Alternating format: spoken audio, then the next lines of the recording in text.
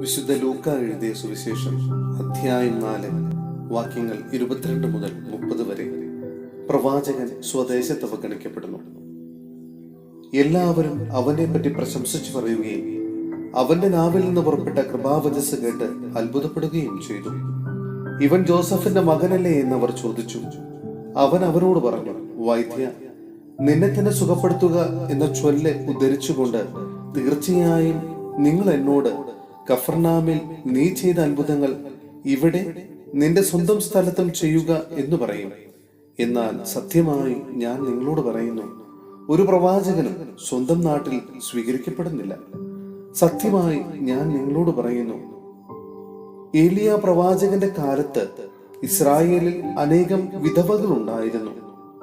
അന്ന് 3 വർഷവും 6 മാസവും ആകാശം അടയ്ക്കപ്പെടുകയും ഭൂമിയിലെങ്ങും രൂക്ഷമായ ക്ഷാമം ഉണ്ടാവുകയും ചെയ്തു. എന്നാൽ സീദോനിൽ സ്രപ്തായിലെ ഒരു വിധവയുടെ അടുക്കളേക്കല്ലാതെ മറ്റാരുടെ അടുക്കളേക്കും ഏലിയ അയക്കപ്പെട്ടില്ല.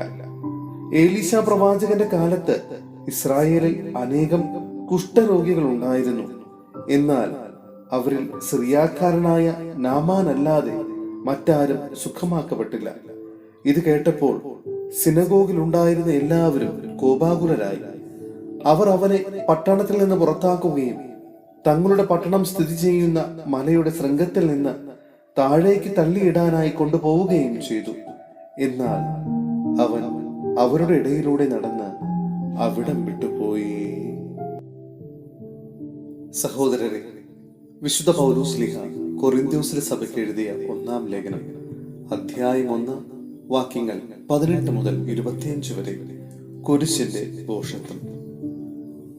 നാശത്തിലൂടെ ചരിക്കുന്നവർക്ക് കുരിശിന്റെ വചനം ഭോഷത്വമാണ്. രക്ഷയിലൂടെ ചരിക്കുന്ന നമുക്കോ അത് ദൈവത്തിന്റെ ശക്തി എത്രേ. വിജ്ഞാനികളുടെ വിജ്ഞാനം ഞാൻ നശിപ്പിക്കും, വിവേകികളുടെ വിവേകം ഞാൻ നിഷ്ഫലമാക്കുമെന്ന് എഴുതപ്പെട്ടിരിക്കുന്നുവല്ലോ. വിജ്ഞാനി എവിടെ? നിയമജ്ഞൻ എവിടെ? ഈ യുഗത്തിന്റെ താർക്കികൻ എവിടെ?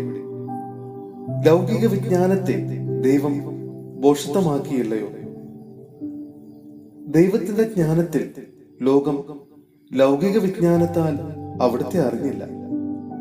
തന്മൂലം വിശ്വസിക്കുന്നവരെ സുവിശേഷ പ്രസംഗത്തിന്റെ ഭോഷത്വം വഴി രക്ഷിക്കാൻ അവിടുന്ന് തിരുമനസ്സായി. യഹൂദർ അടയാളങ്ങൾ ആവശ്യപ്പെടുന്നു, ഗ്രീക്കുകാർ വിജ്ഞാനം അന്വേഷിക്കുന്നു. ഞങ്ങളാകട്ടെ യഹൂദർക്ക് ഇടർച്ചയും വിജാതിയർക്ക് ഭോഷത്വവുമായ ക്രൂശിക്കപ്പെട്ട ക്രിസ്തുവിനെ പ്രസംഗിക്കുന്നു. വിളിക്കപ്പെട്ടവർക്ക്, യഹൂദരോ ഗ്രീക്കുകാരോ ആകട്ടെ, ക്രിസ്തു ദൈവത്തിന്റെ ശക്തിയും ദൈവത്തിന്റെ ജ്ഞാനവുമാണ്.